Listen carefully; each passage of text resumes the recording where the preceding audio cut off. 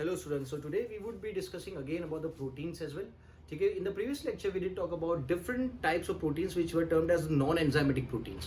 ठीक है, enzymatic proteins की बात हुई थी जो कैटाबॉलिक एक्टिविटीज में पार्टिसिपेट करते हैं, और नॉन एंजाइमेटिक प्रोटीन्स में we had a lot of names. जैसे कि एक नाम था अपने पास रोडोप्सिन. ठीक है, अगर रोडोप्सिन को आप रिकलेक्ट करो तो ये विजुअल प्रोटीन है, रेटिना में पाया जाता है. अगर आप बात करो abrin, okay, abrin is a toxic protein.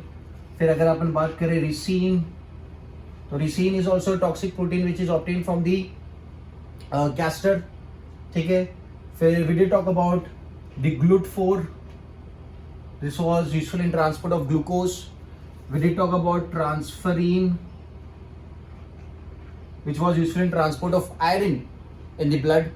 ठीक है, फिर we did talk about the P protein which was useful in transport of food in the phloem. ठीक है, फिर we did talk about the regulatory proteins जिसमें अपन ने नाम लिखा था इंसुलिन का, जो शुगर का लेवल कम करता है, और दूसरे का नाम लिखा था दैट वाज ग्लूकागॉन, जो शुगर का लेवल बढ़ाने का काम करता है. ठीक है, फिर there was actin, myosin, these were contractile proteins. ठीक है, so this all category of proteins they belong to the non-enzymatic proteins. अभी यहाँ पे प्रोटीन्स को अपन क्लासिफाई करते, डिफरेंशिएट करते on the basis of the contents in it, कि यार किससे बने हुए. तो किससे बने हो तो आपको बताइए कि यार प्रोटीन्स तो बनते हैं एमिनो एसिड से, करेक्ट है, but in some of the cases there are amino acid present as well as there is non-protein part, non-amino acid part along with the protein. ठीक है, those proteins are termed as conjugate proteins. So पहले बात कर लेते हैं simple proteins.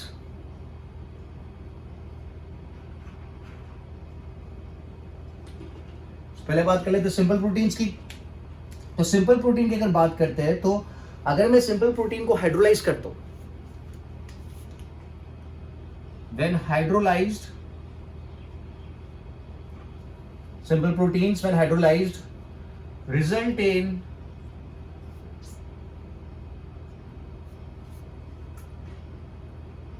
different type of amino acids. Simple proteins when hydrolyzed results in different types of amino acid. तो ये जो प्रोटीन है सिंपल प्रोटीन, ये सिर्फ बना हुआ है एमिनो एसिड से, सिर्फ बना हुआ है एमिनो एसिड से. अगर एग्जांपल लेते हैं तो एग्जांपल में वी कैन टेक ग्लोबुलिन्स. ठीक है, globulin can be a very good example of simple proteins. It is made up of only amino acids. ठीक है, कहां पे देखने को मिलेगा? So globulin is found in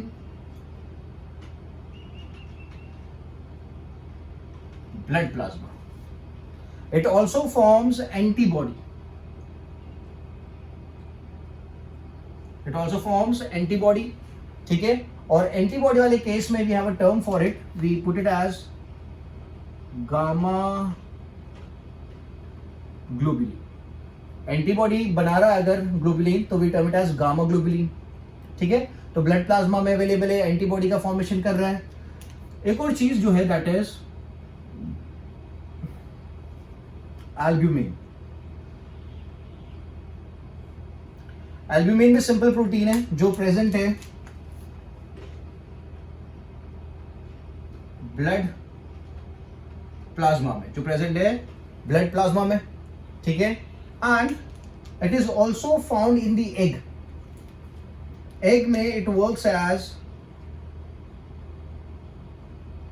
storage protein. Egg में it works as the storage protein.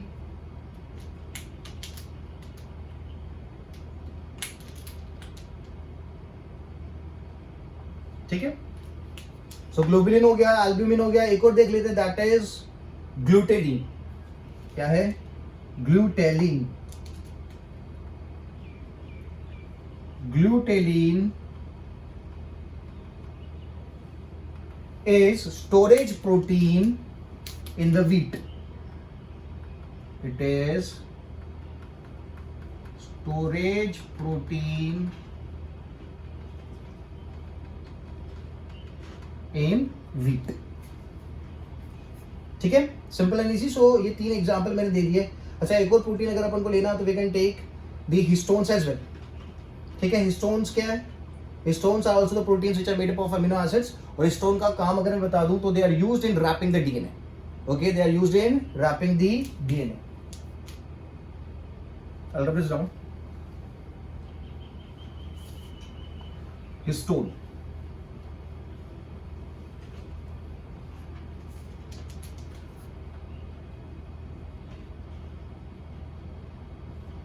So histone क्या कर रहे हैं? DNA is wound around histone proteins. तो ये भी आपके सिंपल प्रोटीन्स है। हिस्टोन्स है, एल्ब्यूमिन्स है, ग्लूटेलिन है, ग्लोबुलिन है। ठीक है, आप जब भी इन प्रोटीन्स को हाइड्रोलाइज करोगे तो आपको सिर्फ अमीनो एसिड ही मिलेगा। The products, the end products are always going to be amino acids when you hydrolyze simple proteins. ठीक है, so एक दूसरी कैटेगरी आती है which is termed as complex proteins.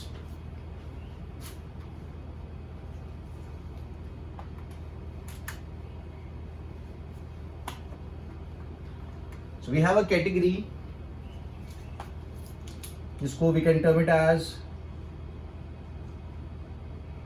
complex भी बोल सकते हैं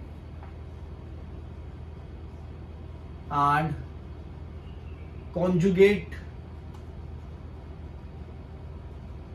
proteins भी बोलते हैं, complex and conjugate proteins. So what do we have here? अगर इस प्रोटीन को हाइड्रोलाइज किया जाता है तो याले प्रोटीन वाले केस में आपको सिर्फ अमीनो एसिड नहीं मिलेगा, अमीनो एसिड के अलावा भी काफी सारे कंपोनेंट्स मिल सकते हैं। आपको अमीनो एसिड, आपको प्रोटीन के साथ लिपिड्स मिल सकते हैं, प्रोटीन के साथ कार्बोहाइड्रेट मिल सकता है, प्रोटीन के साथ व्हाट यू कॉल फॉस्फेट मिल सकता है। ठीक है, सो अगर प्रोटीन के साथ फॉस्फेट अटैच है, या प्रोटीन के साथ लिपिड अटैच है, या फॉस्फेट के साथ ग्लूकोज अटैच है, कार्बोहाइड्रेट्स अटैच है, तो उस केस में the proteins are going to be termed as conjugate proteins. तो मैं लिख देता हूं। सो प्रोटीन पार्ट होगा एक, और दूसरा पार्ट क्या होगा? Non protein. Carbohydrate is not a protein, lipid is not a protein. So a conjugate protein is made up of two things, a protein component and a non-protein component. और जो non-protein component होता है उसे कहा जाता है prosthetic group। क्या कहा जाता है उसे? It is termed as prosthetic group. Which one? Non-protein part. ठीक है, तो अगर मैं एक एग्जांपल लेते हैं अपन, let's say we have phosphate and protein. ठीक है, तो यहां पे अपन ले लेते हैं प्रोटीन, और यहां पे मैं ले लेता हूं phosphate, because phosphate is a non protein part. ठीक है, so this is going to form phosphoprotein, this is going to form फॉस्फोप्रोटीन।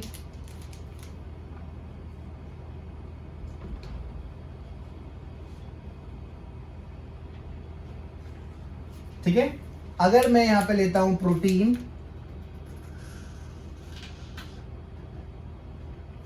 और नॉन प्रोटीन पार्ट में ले लेते हैं अपन लिपिड, फैट, तो जो मिलेगा that is going to be lipoprotein. It is going to be known as lipoprotein.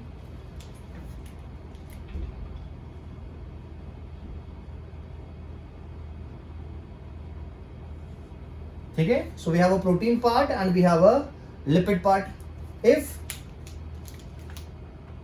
we have a protein along with a nucleic acid, nucleic acid मतलब DNA हो सकता है, आरएनए हो सकता है, तो यानी केस में protein along with the nucleic acid along with the DNA, so that is going to be histone. अभी जो अपन ने आगे बात करी कि हिस्टोन किस काम में आता है, हिस्टोन के ऊपर डीएनए को वाइंड किया जाता है, तो डीएनए हो गया न्यूक्लिक एसिड और आपका प्रोटीन हो गया histone.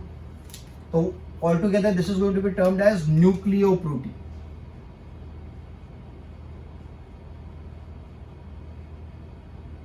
This is going to be termed as nucleoprotein. ठीक है, और अगर प्रोटीन के साथ शुगर या फिर कार्बोहाइड्रेट्स आपको बोल रहा हूं, अगर उसको लगा देते हैं साथ में कॉन्जुगेट पार्ट में या फिर नॉन प्रोटीनेशियस पार्ट में या फिर प्रोस्थेटिक ग्रुप में, तो उस केस में we would term it as glycoprotein.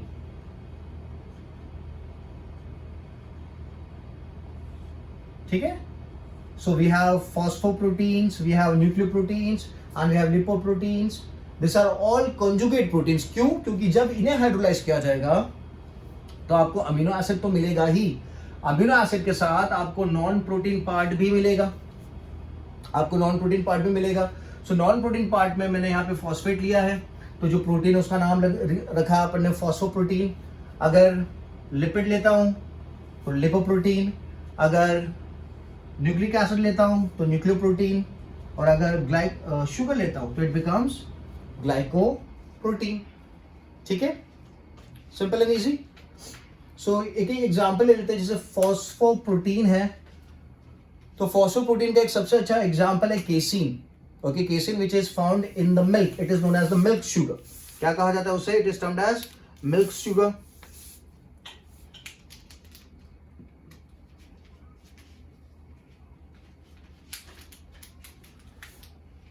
Put it here. Casein, which is a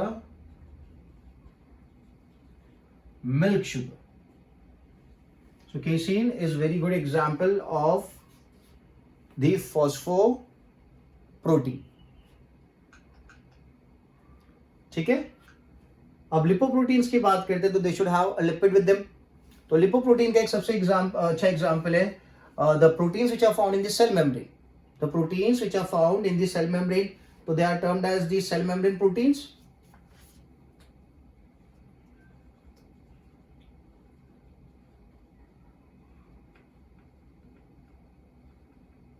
Proteins, और एक एग्जांपल और ले लेते हैं, that is the proteins which are found in the egg yolk. So they are, एक हो गया cell membrane proteins और दूसरा हो गया egg yolk. ठीक है. न्यूक्लियोप्रोटीन में तो मैंने आपको एग्जांपल बताया,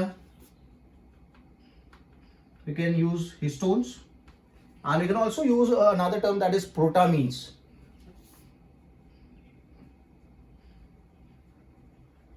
okay, histones and protamines can also be used. ठीक है. और ग्लाइकोप्रोटीन की अगर बात करते हैं तो ग्लाइकोप्रोटीन के एग्जांपल में we can take collagen, mucin antibodies, collagen, mucin and antibodies. ठीक है. प्रोटामीन्स की अगर मैं बात करूं, protamines is a protein which is used for wrapping DNA in the sperm. ठीक है, क्लियर है. मैं फिर से एक बार लिख देता हूं. Done. So this are conjugate proteins. Example भी दे दिया मैंने, केसीन है, cell membrane proteins, egg yolk, histones or protamines, collagen, mucin and antibodies. ठीक है, let's move ahead. Pause the video, copy down the details.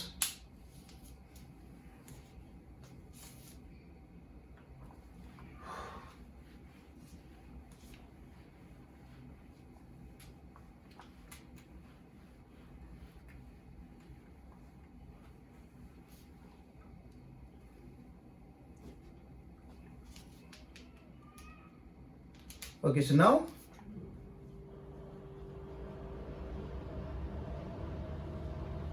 proteins can also be classified or grouped into acidic proteins and basic proteins.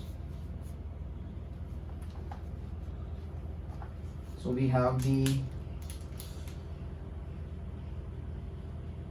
acidic proteins and we have the basic proteins. So acidic proteins are the ones which are formed through the addition of acidic amino acids. Formed by many acidic amino acids. ठीक है, जिसके example में अपन लिख सकते हैं aspartic acid and glutamic acid. Aspartic acid and glutamic acid. Aspartic acid and glutamic acid. जिसके example की अगर मैं बात करूं, सो वी हैव प्रोथ्रोम्बिन है, ठीक है, we have globulins, albumins,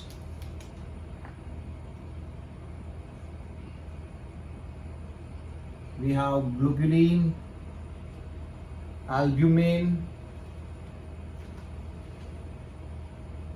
prothrombin, ठीक है, this are some of the examples. Fibrinogen भी यूज कर सकते हैं,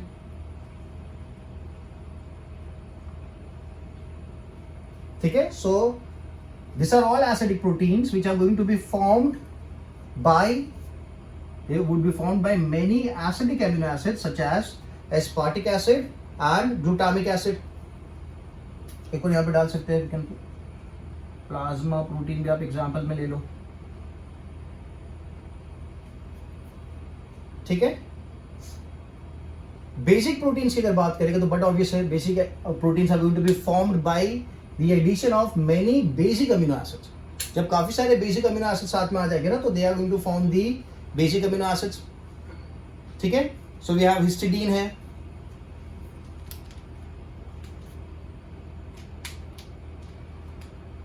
formed by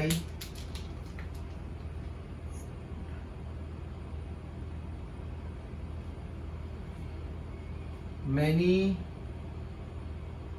basic amino acids, ठीक है. इसके एग्जाम्पल में आपको क्या लिखेंगे, लाइसिन है, आर्जिनिन है, हिस्टिडीन है. So we have lysine, arginine, histidine, lysine, arginine and histidine. अगर एग्जाम्पल की बात करता हूं मैं, सो एग्जाम्पल में we can use histones, the proteins which are used to wind the DNA. और दूसरा जो इसका एक टर्म था, protamines, which is found in sperm. जो स्पर्म में जो डीएनए प्रेजेंट है उसके रैप करने का काम करते हैं हिस्टोन टाइप की प्रोटीन है, जिन्हें प्रोटामीन्स कहा जाता है. So they are more specific to found in sperm, ठीक है. सो ये होगा आपके acidic and basic. So acidic proteins में majority of the amino acid जो हो गए वो कौन से हो गए, एसिडिक अमीनो एसिड्स हो गए. और बेसिक अमीनो एसिड्स में जो मेजॉरिटी अमीनो एसिड्स हो गए वो कौन से हो गए, बेसिक अमीनो एसिड्स हो गए, ठीक है. सो एग्जांपल मैंने दिखाया कि बेसिक अमीनो एसिड में लाइसिन है, आर्जिनिन है, हिस्टिडीन है. और एसिडिक अमीनो एसिड्स में भी है aspartic acid and glutamic acid, ठीक है. एग्जांपल्स मैंने लिख दिए, ग्लोबुलिन है, एल्ब्यूमिन है, प्रोथ्रोम्बिन है, फिब्रिनोजन है, प्लाज्मा प्रोटीन्स है. और यहाँ पे मैंने एग्जांपल दिया histone and protamines. Protamines is a type of histone which is found for wrapping the DNA which is present in the sperm. इसको याद रखना, दिस इज वेरी इंपॉर्टेंट, ठीक है. So now moving ahead, proteins को further आप और classify कर सकते हो, डिफरेंशिएट कर सकते हो into class 1 proteins and class 2 proteins.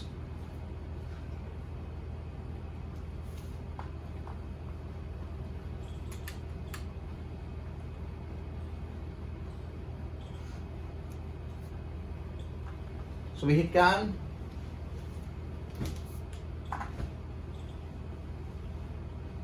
on the basis of nutritional importance. अगर न्यूट्रिशन के बेसिस पे बात करें डिफरेंशिएट करने की, on the basis of nutritional importance की अगर बात करते हैं, तो proteins can be differentiated into all the essential amino acid अगर प्रोवाइड किए जाते हैं, okay, all the essential amino acids are provided. अगर जो प्रोटीन्स है आपको जितने भी essential amino acids दे रहे, जैसे अपने प्रीवियस लेक्चर में बात करी थी, there are 10 essential amino acids, 10 for children and 8 for the adult. तो अगर वो सब प्रोवाइड हो रहे, all the essential amino acids are provided, तो उस केस में those are termed as class 1 proteins. So they are termed as class 1 protein. ठीक है. So class 1 proteins are the good source of essential amino acids, जिसके example में मैं लिखता हूं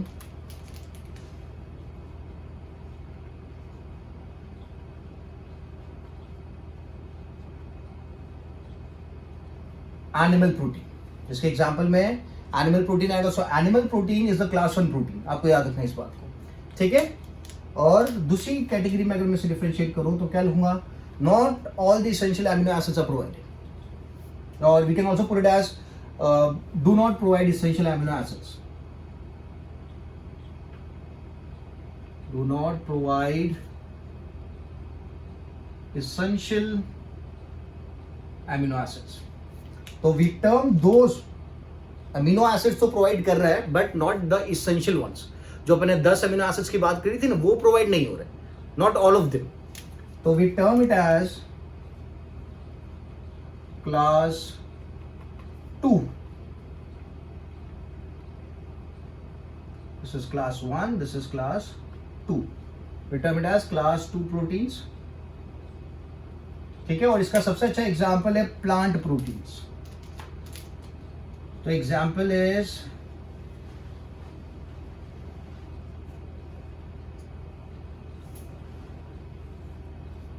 इज प्लांट प्रोटीन्स.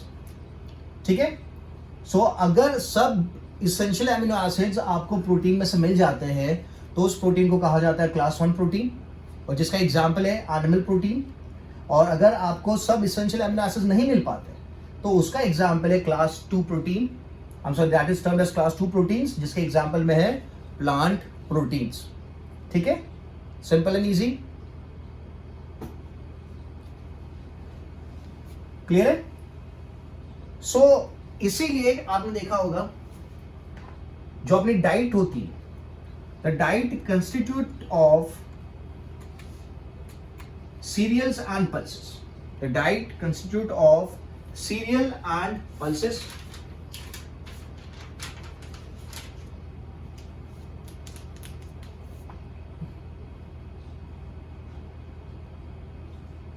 अगर सीरियल्स की बात करते हैं, cereals they lack lysine and tryptophan. They lack lysine and tryptophan amino acids.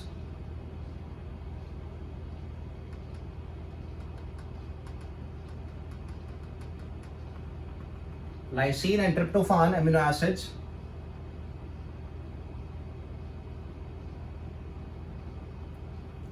Are absent. ठीक है. और अगर पल्सेस की बात करें, पल्सेस की अगर बात करते हैं, so sulphur containing amino acids,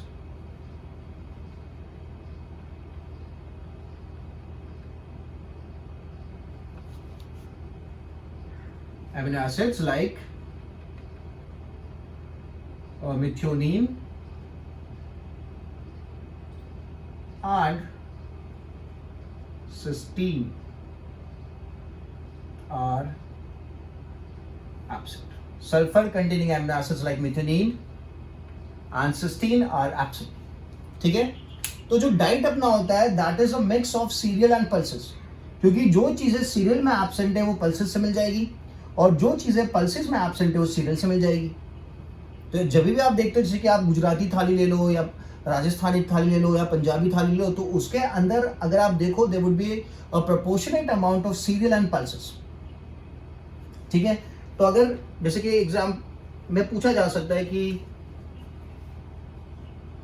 bread and rice या फिर बीन एंड राइस, ठीक है, इसमें से कौन सी डाइट कंज्यूम करनी चाहिए जो बेसिक न्यूट्रिशन प्रोवाइड करेगी प्रोपोर्शनेट अमाउंट में? तो यार ब्रेड की मैं बात करता हूं तो ब्रेड क्या हो गया, सीरियल्स. राइस की बात करेंगे तो राइस भी सीरियल्स हो गए. तो ये दोनों अगर मैं कंज्यूम करूंगा तो मुझे मेरी डाइट में लाइसिन और ट्रिप्टोफान नहीं मिलेगा. My diet would be missing lysine and tryptophan. ठीक है.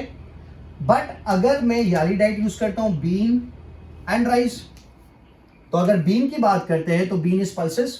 सो पल्सेस में जो चीजें एब्सेंट है वो सीरियल्स में प्रेजेंट है, और सीरियल्स में जो चीजें एब्सेंट है वो पल्सेस में प्रेजेंट है.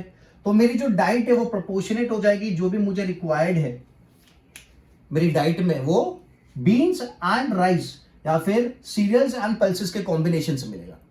सो I can not only eat cereals in my diet और I can not eat only pulses in my diet. I need a mixture of cereals and pulses. ठीक है. आपने देखा होगा फॉरेन कंट्रीज में the people they have a habit of eating a lot of protein. The diet contains a lot of non-vegetarian food. ठीक है. So they have this thing कि they'll have a non-vegetarian food along with a vegetarian food. So every meal of they would consist of non-veg plus veg. अपने India में भी a lot of veg food available. Veg food का consumption काफी ज्यादा, इसलिए most of the Indians are protein deficient. इतना ज्यादा protein आप एब्जॉर्ब नहीं कर पाते हो, ले नहीं पाते हो आपकी डाइट में. But when you go to foreign countries, as the diet constitutes of non-vegetarian food as well as the vegetarian part, तो प्रोटीन का प्रोपोर्शन भी उनकी डाइट में काफी ज्यादा, काफी अच्छे से मिलता है. ठीक है. समझ में आया? Simple and easy.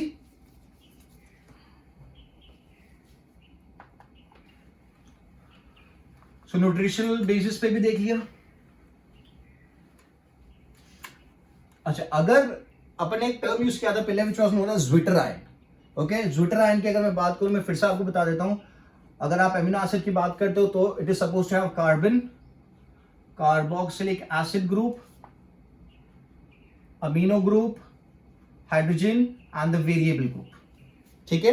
बट जब आप अमीनो एसिड को सॉल्यूशन में डालते हो तो it does not exist in this form, it exist in the polar form, ionic form. तो उस केस में यही सेम चीज एग्जिस्ट करेगी as NH3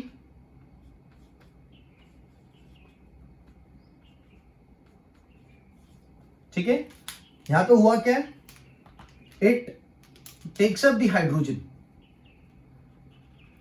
N accept the hydrogen, जिसकी वजह से इसका H यहां से चला जाता है.